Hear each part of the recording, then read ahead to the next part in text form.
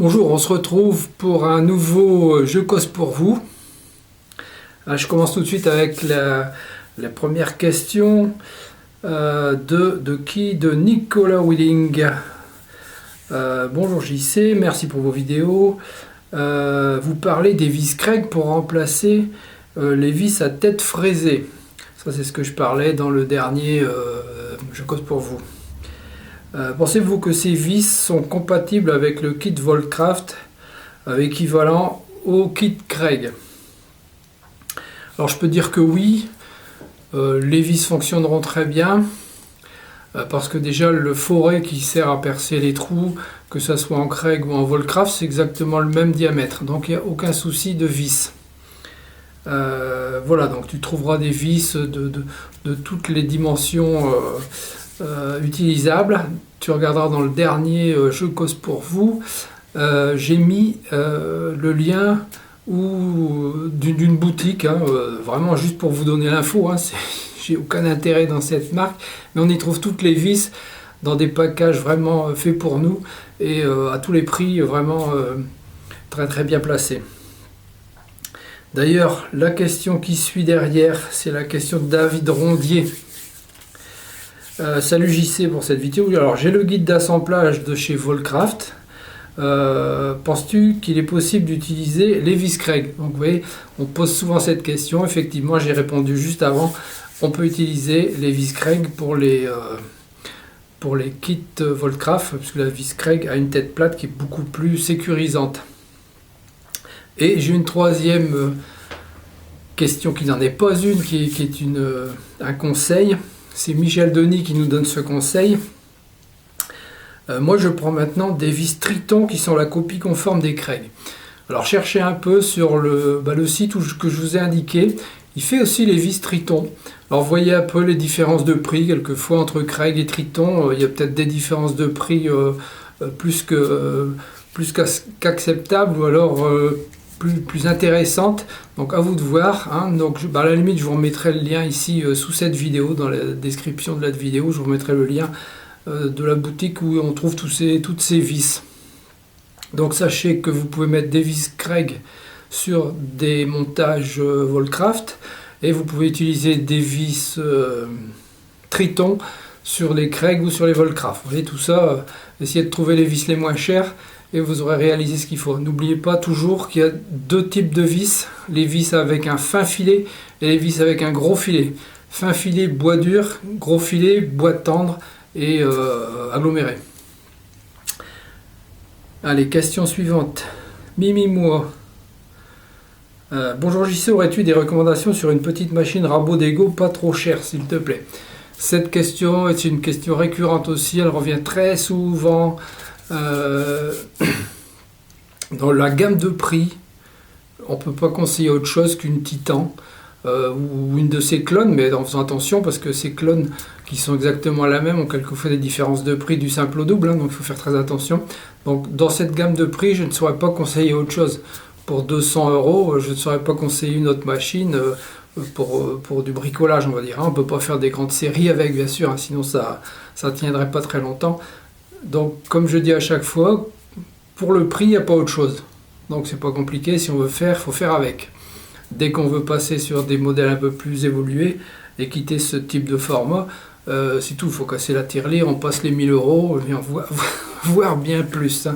Voilà, donc pour moi elle me convient bien et pour le prix que je l'ai payé, c'est super.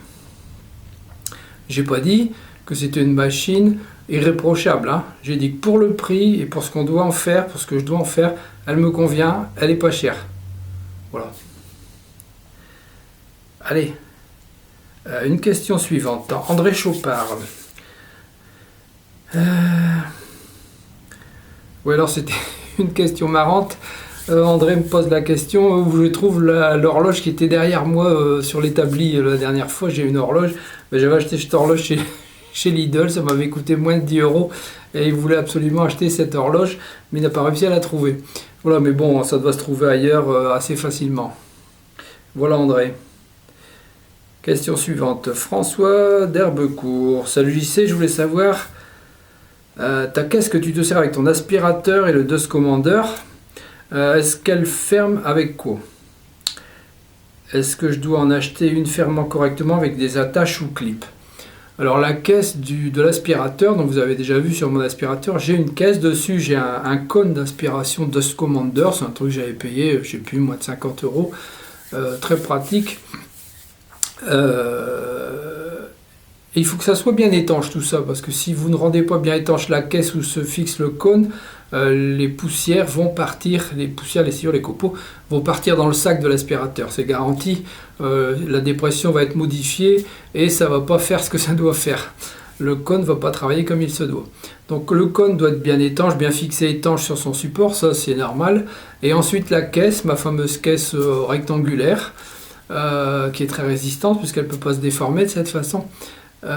J'ai fait un couvercle renforcé en contreplaqué, ça vous pouvez le voir dans les vidéos qui concernaient, et j'ai doublé donc le couvercle, j'ai laissé le couvercle en plastique, mais en fait j'ai rajouté un contreplaqué pour que ça soit ferme, et j'ai collé un joint mousse tout le tour. Les joints mousse un peu modernes, là marron, hein, la mousse assez souple et très, très solide je dirais.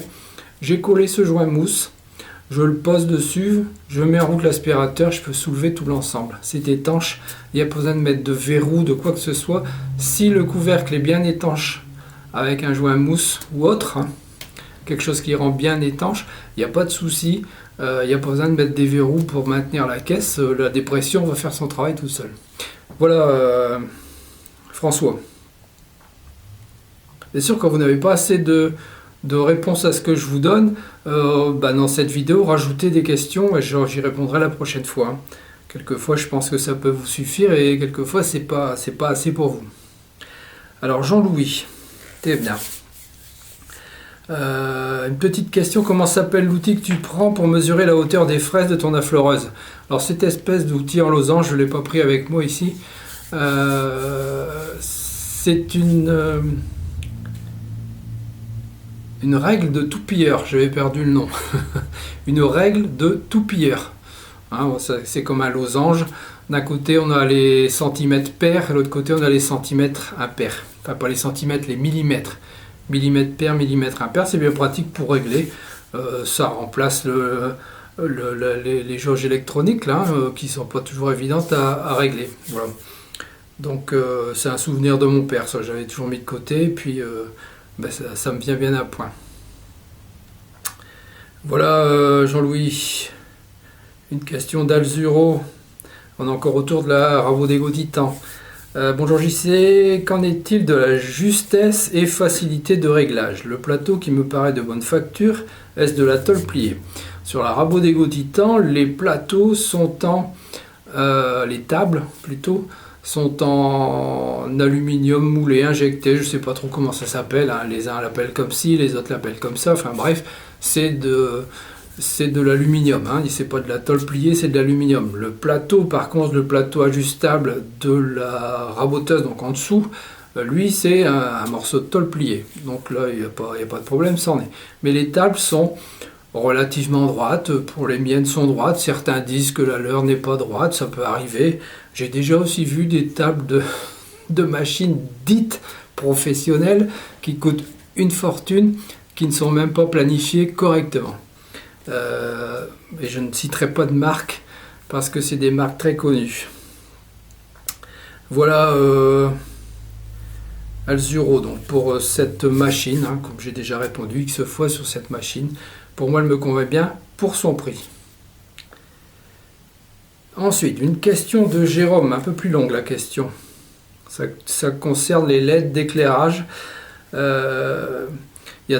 Jérôme a toujours un problème à l'extérieur avec son projecteur halogène qui est un détecteur. Il doit changer ses lampes 2 à 3 fois par an. C'est sûr que les lampes halogènes,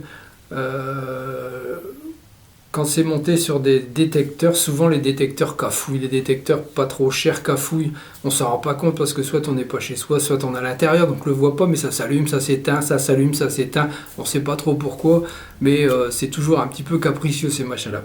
Donc, mais j'ai déjà vu même des très chers qui vendus hors de prix, qui cafouillent aussi, hein, par moment, ça clignote tout seul. Donc, les halogènes détestent tout à fait ça et les halogènes rendent l'âme vite fait. Bon, puis les halogènes, on a fini avec ça, maintenant il faut passer au LED.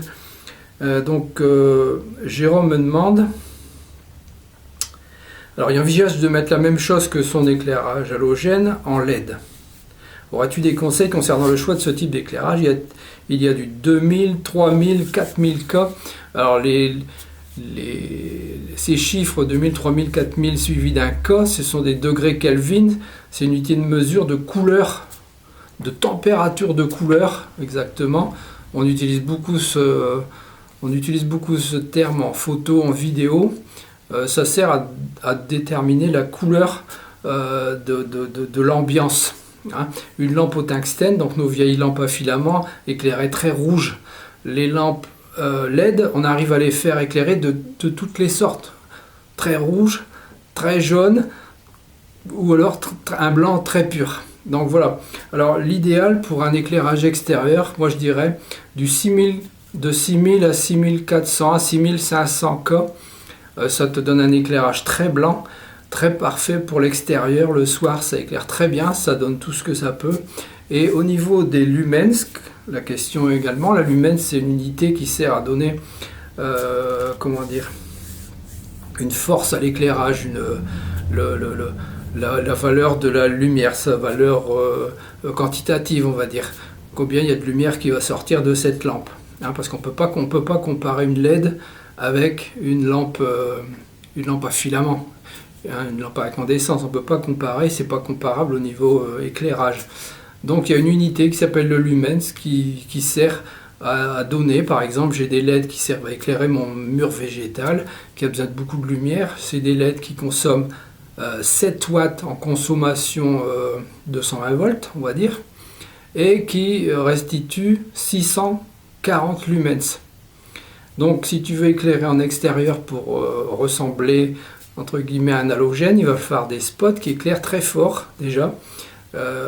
Il existe des LED assez puissants qui peuvent apporter un confort lumineux extérieur, voire en mettre deux si c'est nécessaire, puisque la consommation à côté d'un halogène c'est quasiment totalement différent, totalement nul une consommation. Hein. Ça peut faire 10 watts ou 20 watts, alors qu'un halogène c'était 500 watts ou 1000 watts si c'est des gros halogènes. Donc voilà, plus il y a de lumens et plus ça va éclairer.